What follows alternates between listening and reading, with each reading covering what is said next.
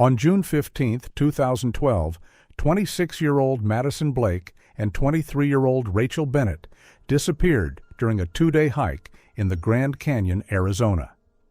However, 3 years later, in July 2015, Rachel was found alive but barely recognizable in a remote cave.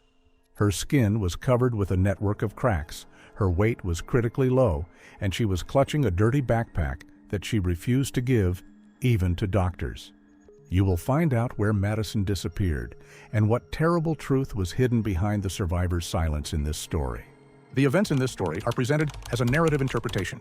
Some elements have been altered or recreated for storytelling purposes. The morning of June 15, 2012, in Grand Canyon National Park, Arizona, began with a sweltering heat wave that reached 85 degrees Fahrenheit at 8 o'clock in the morning.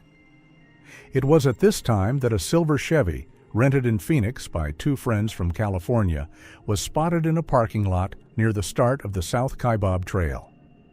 26-year-old Madison Blake and 23-year-old Rachel Bennett had arrived at the canyon, planning to make a two-day hike that was to be the highlight of their vacation.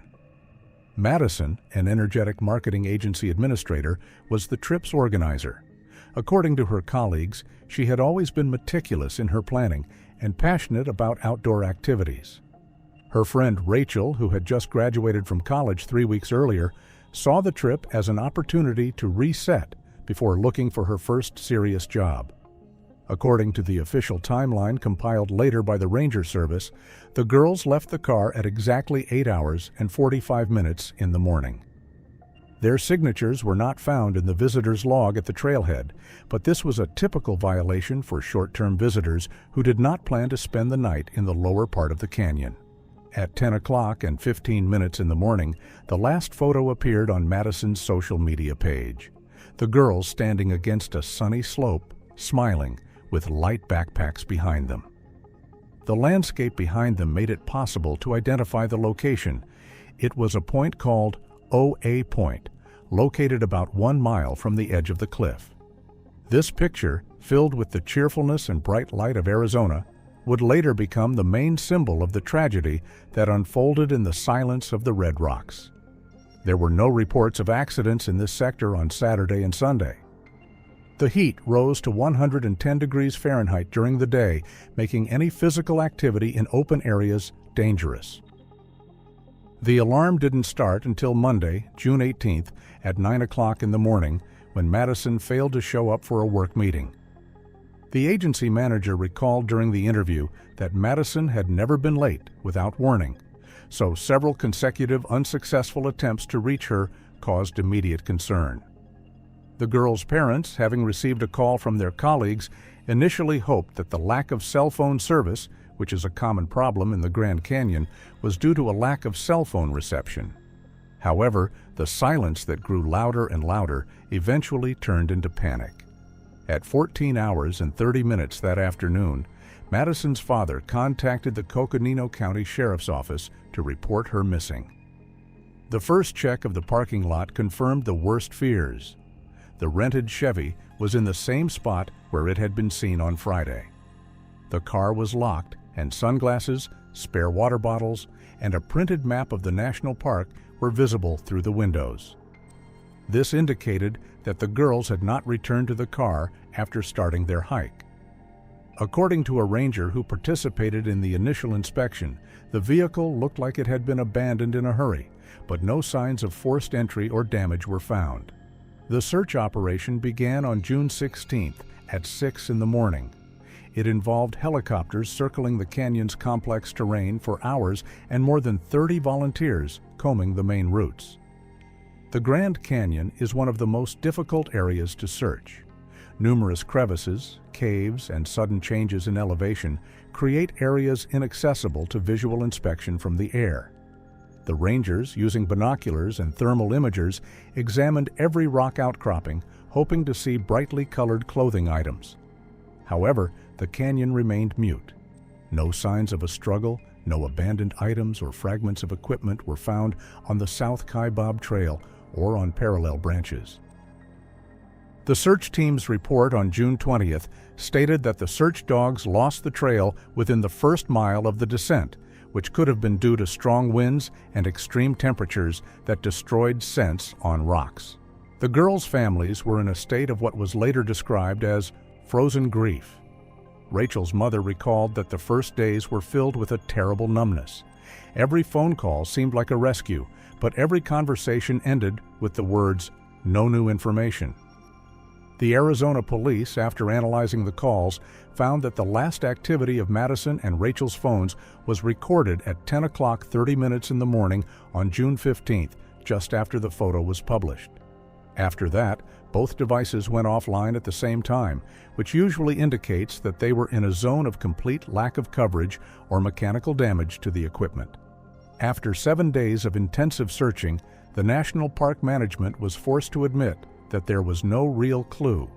A huge amount of information gathered from other hikers only confirmed that the girls had been seen on the trail in the morning of June 15th, but no one could recall their return or any suspicious persons near them.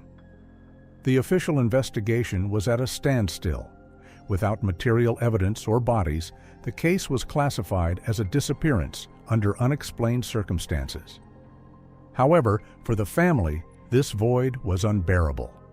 The Grand Canyon, with its majestic vistas and ancient rock formations, swallowed up the two young women without leaving any explanation. The last cheerful photo was the only proof that they had ever walked on this red earth, which now kept its secret in the deep shadows of the canyons. Years of uncertainty lay ahead, during which hope slowly faded, and the names of Madison Blake and Rachel Bennett gradually disappeared from the headlines, becoming just another line in the list of unsolved cases. The silence surrounding their disappearance seemed to be permanent until the nature of the canyon decided to speak again under completely different circumstances.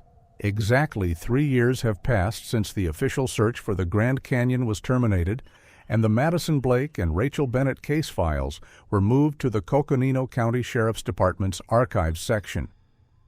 For 1,095 days, the canyon remained silent, giving no new clues to relatives or investigators. However, on July 11, 2015, at 14 hours and 20 minutes, the situation changed dramatically. A group of 3 amateur explorers specializing in hard-to-reach caves were exploring a remote sector of the canyon, 12 miles from the popular South Kaibab Trail. This area was considered technically challenging and virtually unvisited by tourists due to the risk of sudden rockfalls. According to the team leader's testimony, they noticed a narrow entrance to the cave about 60 feet above the bottom of a dry tributary channel. When the researchers climbed up to the entrance and shone their flashlights into the interior, a beam of light snatched a silhouette out of the darkness, which they initially thought was an optical illusion or a ghost. In the farthest corner of the cave, on the rocky floor, there was a creature that hardly reacted to the appearance of people and the harsh light of powerful diode lamps. It was 26-year-old Rachel Bennett, but her appearance was so altered that it took some time to identify her, even for the specialists who arrived later. The girl's physical condition was critical and shocked the witnesses. Her hair, which used to be long and thick, was now sparse, short, and unevenly cut. Rachel's skin had acquired a specific yellowish-gray hue and was completely covered with a network of small, deep cracks, indicating a prolonged exposure to extreme moisture and vitamin deficiency. Due to her extreme weight loss, she resembled an anatomical specimen rather than a living person. Her bones were clearly visible through her thin epidermis, and her muscle tissue looked completely atrophied. One of the researchers noted in his report to the police that she looked like a person who had returned from the dead, or like a shadow that had accidentally materialized in this void. Rachel did not respond to her own name and made no attempt to speak. Her only conscious action was to clutch her old backpack, covered with layers of dirt and dust, tighter. The girl held it in front of her with such force as if her whole life was concentrated in this object, and no attempts to calm her down made her loosen her grip. Neither Madison Blake nor any material evidence of how Rachel was able to survive in complete isolation for 3 years was found near her. There were no water supplies, firewood, or any equipment for hunting or gathering food in the cave.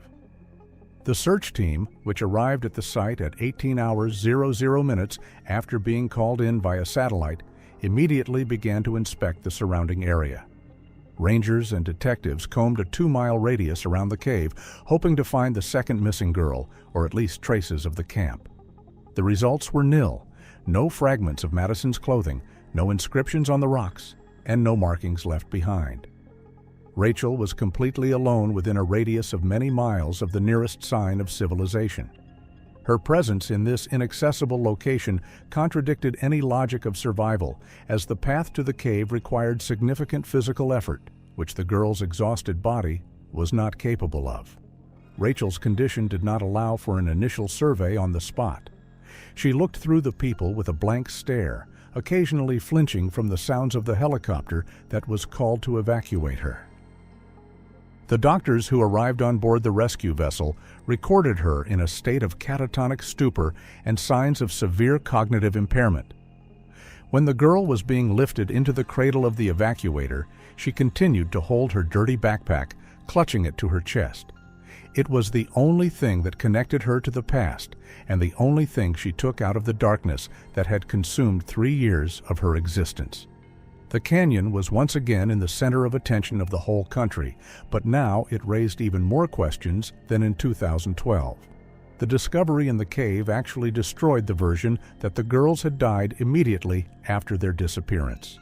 Rachel was living proof that the story had a continuation, hidden from the eyes of the official search teams. However, her appearance and silence created an atmosphere of anxiety that only grew. Someone or something had allowed her to survive, but the price of that survival was etched on her face and emaciated body. Rachel Bennett had returned from the dead, but she brought with her a secret that seemed more terrifying than death itself. On July 11, 2015, at 19 hours and 30 minutes, a rescue helicopter that had risen from the bottom of the Grand Canyon landed on the roof of the Flagstaff Medical Center. On board was Rachel Bennett, a young woman whose return after 3 years of missing was later described by doctors as a true biological anomaly. She was immediately transferred to an isolated box in the intensive care unit where sterile silence reigned, interrupted only by the rhythmic hum of medical monitors. The traumatologist who conducted the initial examination of the patient noted in his official report that the girl's condition was close to critical. At 5 feet and 4 inches tall, she weighed only 82 pounds. This indicated prolonged systematic malnutrition and actual atrophy of muscle tissue, which is commonly seen in people in long-term captivity or in conditions of extreme resource scarcity. The first verdicts of the doctors, made after a comprehensive blood test, were disappointing. Rachel was diagnosed with severe vitamin deficiency, critical iron levels, and signs of prolonged mobility restriction. However, the staff was most horrified by the injuries that could not be attributed to ordinary injuries from falling or wandering in the mountains. Forensic experts found old, deep scars on her wrists, ankles, and shoulder joints. The nature of these scars indicated repeated, systematic mechanical pressure. The skin in these areas was keratinized and had a dark tint, indicating that the girl had been held in the same position for years with rigid shackles or ropes. One of the detectives present at the examination noted that these marks resembled the prints of invisible shackles that had become an integral part of her body. Doctors classified Rachel Bennett's mental state as a state of deep catatonic stupor. She was fully conscious. Her eyes were open, but her gaze remained frozen and directed at a single point on the ceiling. It seemed that her mind had built an impenetrable psychological wall to protect herself from the reality around her. She did not make a single sound, did not respond to simple requests from doctors or even to the pain of manipulating her IV drips. Her breathing was shallow, and her body was unusually cold to the touch, despite the fact that the temperature in the room was kept at 72 degrees Fahrenheit. When her parents were allowed to enter the ward 3 hours after her admission, the atmosphere in the room became almost unbearably tense. According to the nurse on duty at the bedside, Rachel recognized her family. It was clear from the way her pupils dilated and her heartbeat accelerated on the monitor.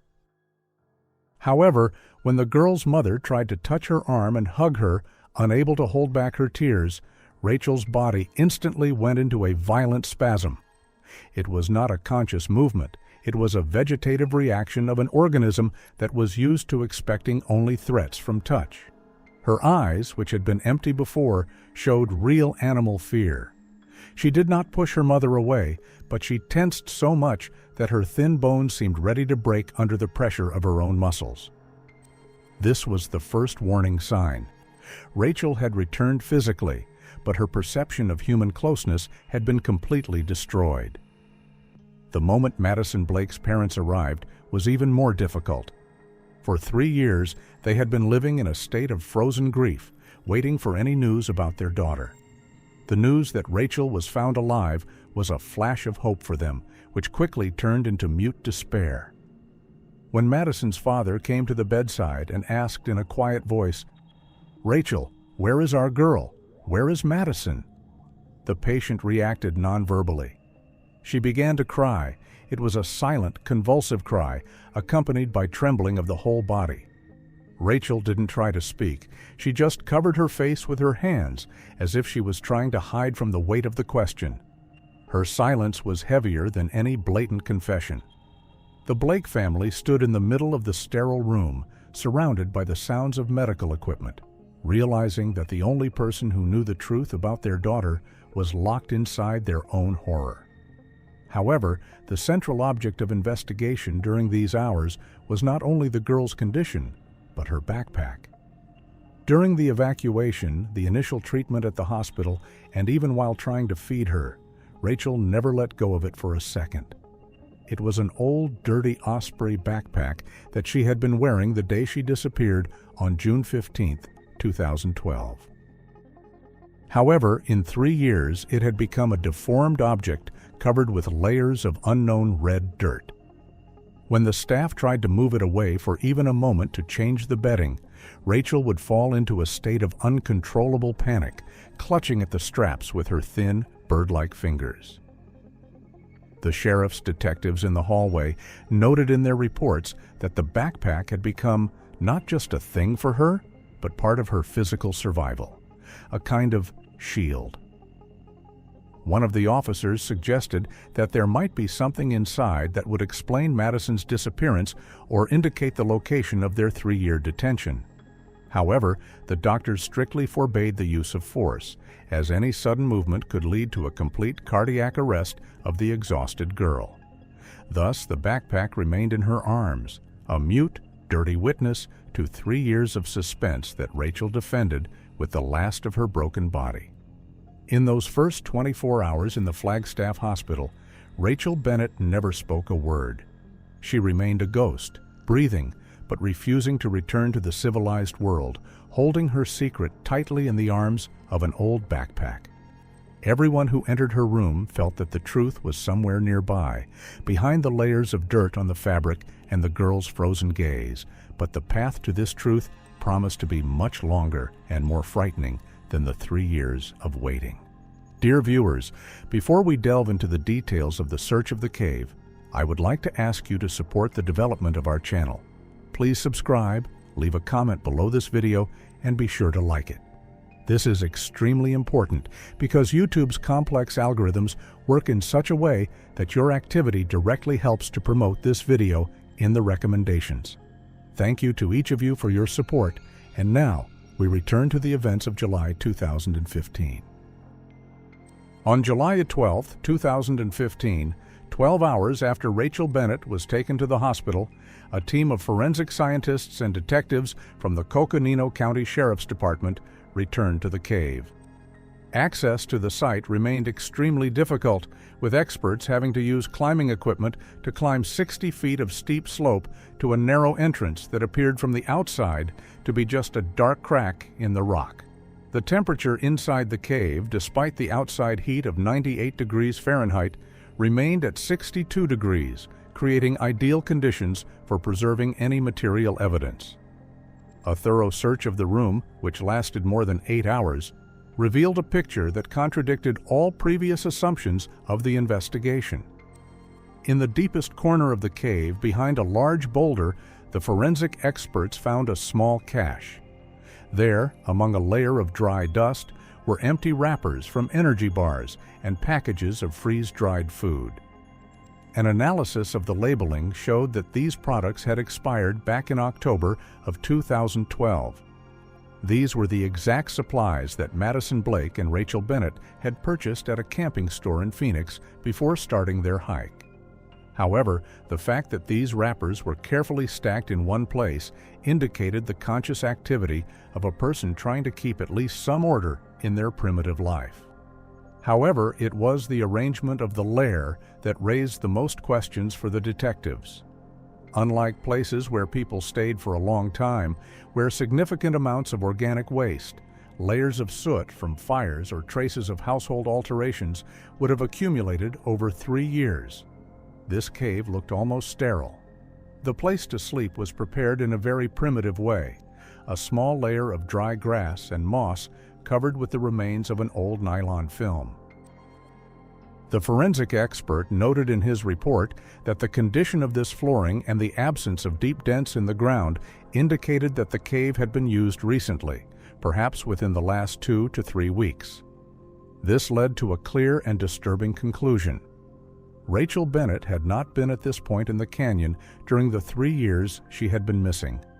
The cave was only her temporary accidental shelter, which she had entered under mysterious circumstances just before she was found. Where the girl had been for 1,000 days before, that remained a complete mystery. An additional clue was found in the analysis of the clothes Rachel was found wearing. Although her clothes were worn to the point of rags, the lab technicians found significant layers of specific red dirt on the fabric fibers in the area of her knees and elbows. Further geological examination confirmed that this type of soil is not typical for the rocky and arid regions of the Grand Canyon. This type of mud is characteristic of the marshlands and wet lowlands that are located much further north of the canyon on the Kaibab Plateau, tens of miles from where the girl was found. This meant that Rachel had traveled a huge distance in a state of extreme exhaustion, or someone had moved her from one climate zone to another. The question of Madison Blake's fate only became more acute during the inspection of the cave. Despite the use of luminol and a detailed examination of every inch of the stone floor, forensic experts found no biological trace of the second girl. There was no Madison's hair, no drops of blood, and no small personal items such as hairbands or pieces of jewelry in the cave. The entire space belonged to Rachel alone. It seemed that Madison Blake had never set foot in this stone lair. This supported the theory that the friends had been separated at some point during their disappearance, or that something had happened to Madison much earlier. Detective Sullivan, who led the survey team, later recalled that the atmosphere in the cave was depressing not because of what they found, but because of what was not there. There were no signs of a struggle, no notes on the walls, which are usually left by people hoping for rescue. There was only silence and the smell of stagnant moisture. The cave looked like a cage that had just been opened, but whose occupant never realized that he was free. The evidence gathered, 3-year-old wrappers next to a newly arranged sleeping area and alien red dirt, indicated that the investigation would have to go far beyond the national park. The Arizona police began to realize that they were not dealing with a case of miraculous survival in the mountains, but with a targeted activity that required logistics and control of the victim. Someone kept Rachel in the wet forests to the north and then, for unknown reasons, brought her back to the canyon, leaving her in a cave with old food supplies, as if to simulate her staying there all along. Each new discovery in the stone lair only moved the detectives further away from a simple solution, turning the case into a complex labyrinth with the mute Rachel and her untouchable backpack in the center. July 25, 2015, was a turning point in the investigation, which until then had resembled an attempt to put together a jigsaw puzzle from broken and lost fragments. Exactly 2 weeks have passed since Rachel Bennett was hospitalized at Flagstaff Medical Center. All this time, the girl has been under the supervision of a team of psychiatrists and specialists in dealing with deep trauma. The state of catatonic stupor in which she was found was gradually replaced by a phase of reactive numbness. She began to eat from the hands of nurses, but her eyes still remained glassy, and any attempt to speak to her ended in prolonged silence or short spasms of facial muscles. According to the notes of a leading psychiatrist, Dr. Elias Thorne, Rachel's mind had built a complex system of defense mechanisms. It was a classic form of dissociative amnesia mixed with extreme post-traumatic stress disorder. Her brain seemed to have blocked the most painful memories to prevent the complete mental destruction of her personality. Doctors noted that Rachel reacted only to certain stimuli. The strongest trigger was the name of her friend, Madison. Every time one of the staff or detectives who periodically came to the room said this name, the girl's condition changed dramatically. She would start to rock rhythmically from side to side, a typical stereotypical reaction typical of people who have experienced prolonged isolation and physical abuse. This monotonous action was the only way her exhausted psyche tried to calm itself. On July 25th at 16 hours 45 minutes, during another therapy session, when the room was silent, Rachel broke her silence for the first time in 3 years. According to Dr. Thorne, he was just sitting next to her, not asking questions, when she suddenly stopped rocking. Her eyes, usually directed into the void, focused for a moment on the wall in front of her. Her voice was barely audible, hoarse from long periods of non-use of her ears, but her words were clear. She uttered the first phrase that instantly changed the vector of the entire investigation. She couldn't walk, so I'm here alone. These 6 words were a real explosion for the detectives. Until that moment, the main version of the police was the assumption that the girls had fallen into some kind of natural trap where Madison died and Rachel miraculously survived. However, the phrase, "she couldn't walk," indicated that Madison Blake had suffered a severe injury that deprived her of mobility. This explained why the girls were unable to return to the car on their own in June 2012. But most importantly, the words, "That's why I'm here alone," indicated that the separation of the friends was forced and occurred under circumstances that Rachel perceived as fatal. 30 minutes after the first phrase, when the doctors were trying not to frighten the girl with unnecessary attention, she added another detail that finally ruled out the version of a simple accident. Rachel continued to stare at one point and whispered, "He should have helped, but he didn't." The use of the pronoun he was direct evidence of the presence of a third person in the story. It was not an abstract animal or natural element. It was a concrete person, a man who the girls had counted on to help them at their most vulnerable moment, but who instead became their nightmare. The investigative team led by Detective Sullivan immediately began reviewing all the case files from 2012. It became clear that Madison had indeed been injured, probably during the descent or due to a bad step on loose soil. However, instead of finding help and saving the girls, this unknown he took advantage of the situation. A new term appeared in the police reports: intentional confinement. Rachel's phrase that he didn't help took on a terrible meaning. It was not just a refusal to help, but the beginning of a 3-year hell. Psychologists, analyzing Rachel's condition after these words, came to the conclusion that she was experiencing deep survivor's guilt. Her mind was blocking memories precisely because they were associated with the moment when she saw her friend's helplessness. It became obvious that for 3 years, the unknown kidnapper had not only kept the girl in isolation, but had purposefully broken her will, possibly using Madison's fate as an instrument of psychological pressure. This testimony, although fragmentary, gave the investigation a new impetus. The Arizona police received confirmation that they were not looking for a body in the mountains, but for a living criminal who could still be somewhere nearby. The figure of the man from the canyon appeared in the case, who knew about Madison's injury and deliberately decided to leave her unaided, taking Rachel with him. The girl's silence began to break, and every new letter, every word spoken within the walls of the Flagstaff Hospital brought the detectives closer to understanding what had happened in the shadow of the Red Rocks. Now the main task was to find out who this he was and what exactly happened to Madison Blake, who could not walk. On July 27, 2015, at 10 o'clock in the morning, the management of the Flagstaff Medical Center, together with the detectives of the Sheriff's Department, decided that Rachel Bennett needed to be medically sedated. The girl's condition remained extremely unstable, and her pathological attachment to her old backpack prevented her from undergoing vital procedures. Only after administering strong sedatives, when Rachel fell into a deep sleep, were the police finally able to gain access to the object she had been holding in her arms for 16 days since her rescue. The Osprey backpack, once a vibrant blue, was now almost black with layers of dirt, dust, and old stains of unknown origin.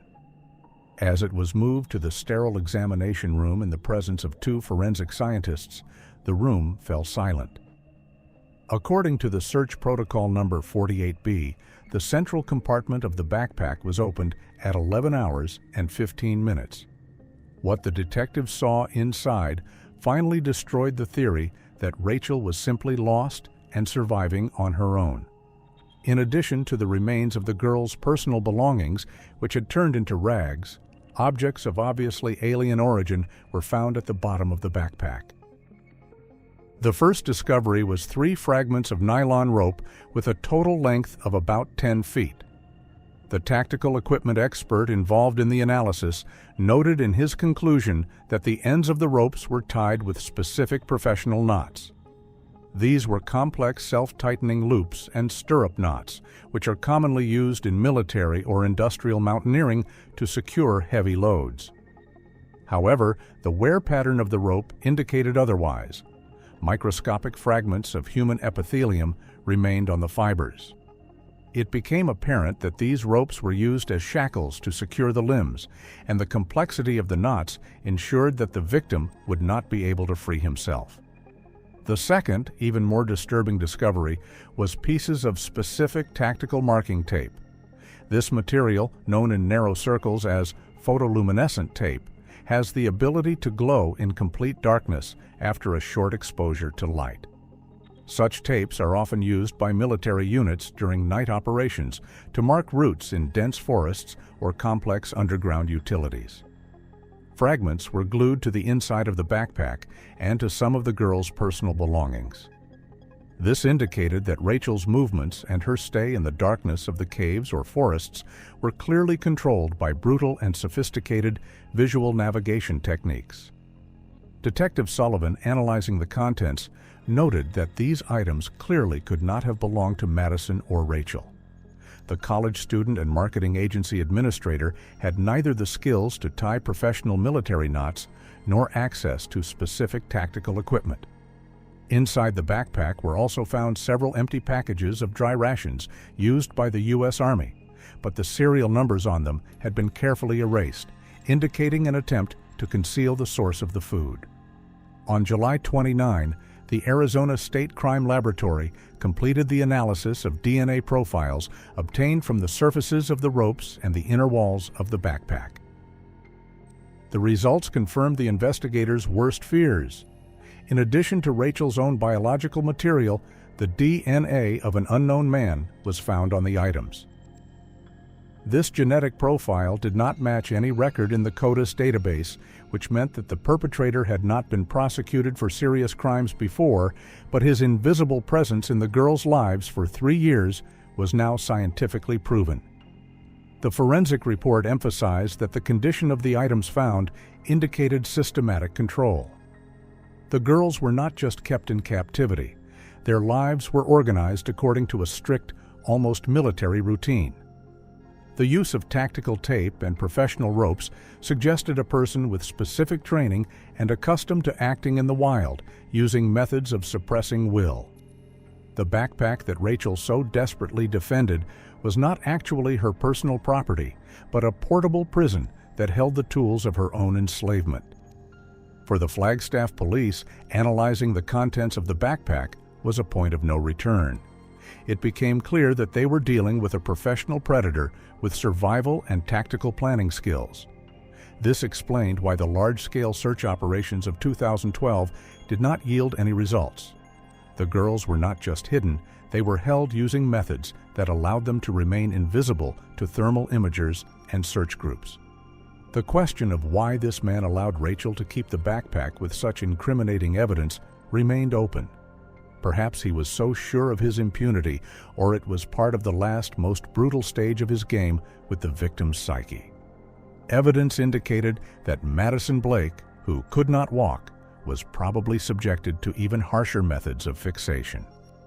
The absence of her biological material on the ropes in Rachel's backpack only heightened the alarm. It meant that the kidnapper had a different toolkit for each of the girls. Arizona police began to narrow the search, focusing on former military or Forest Service personnel who had access to specific equipment and possessed the skills demonstrated in the cave and Rachel's backpack. The truth began to take on a clear but extremely chilling shape.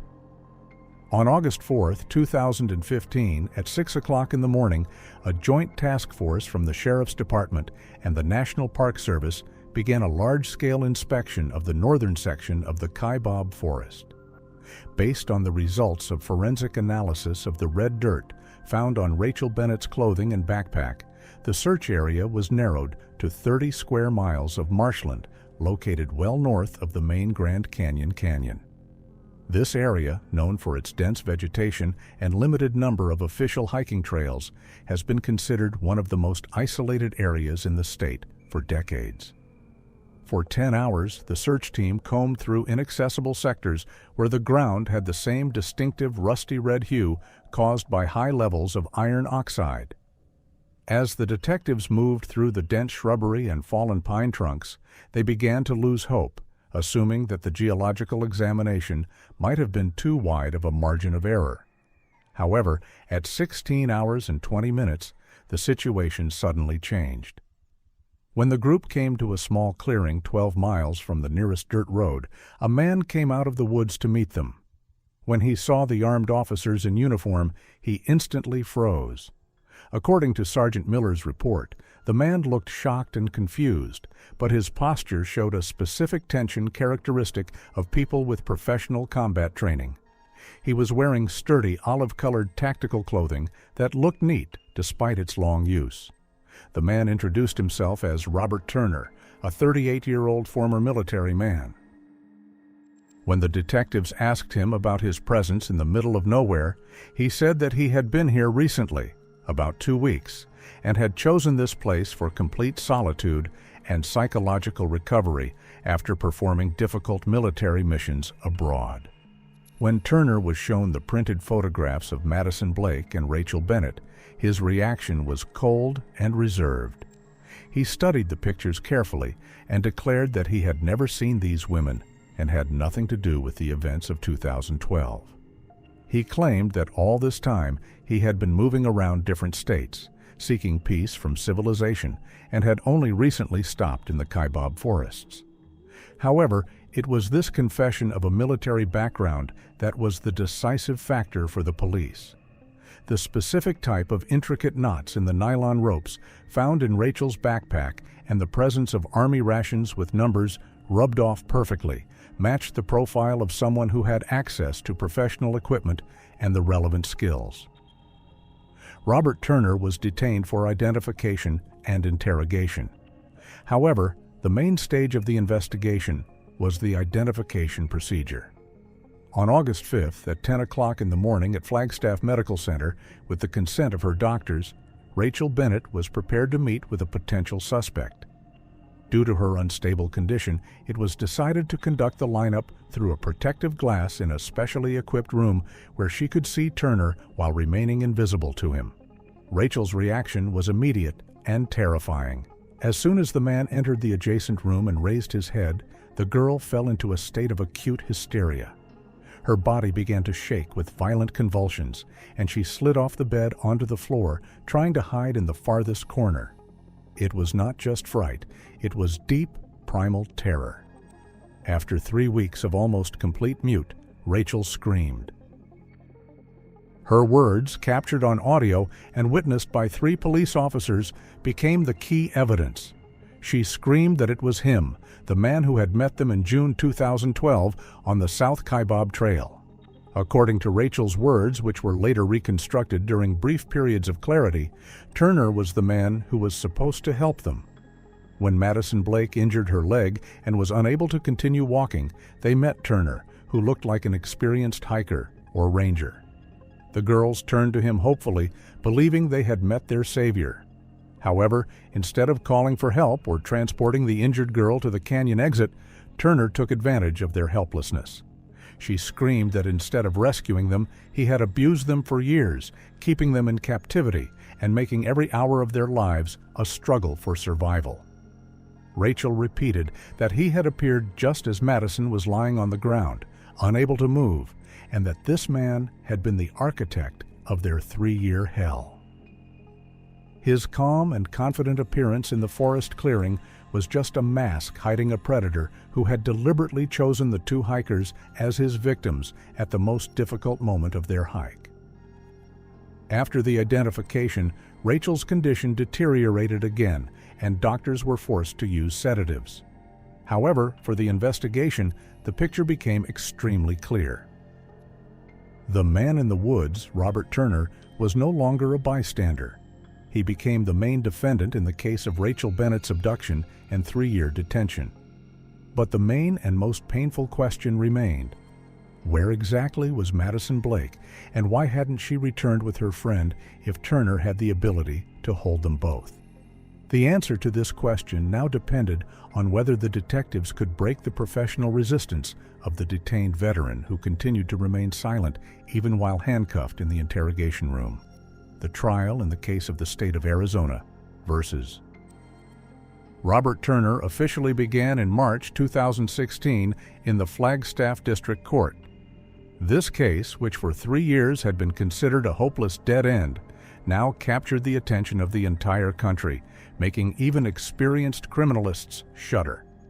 The courtroom was packed with journalists, volunteers who had participated in the search since 2012, and relatives of the girls whose faces had become masks of deep, incurable pain. Over the course of 24 days of court hearings, the jury was exposed to the true, devoid of any human features, nature of the crime that lasted for over 1,000 days in complete isolation from the civilized world. Robert Turner was not a random passerby who got confused in an extreme situation.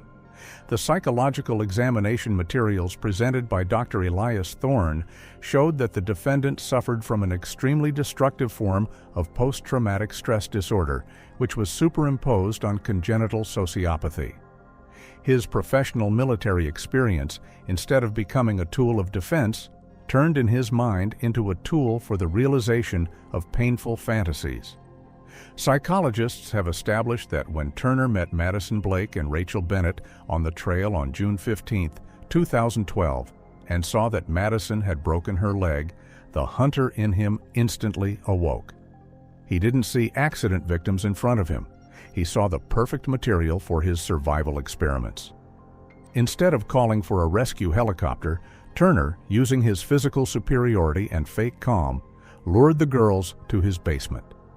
It was a specially equipped room in his private home, located in the middle of the Kaibab Forest, 15 miles from the nearest village.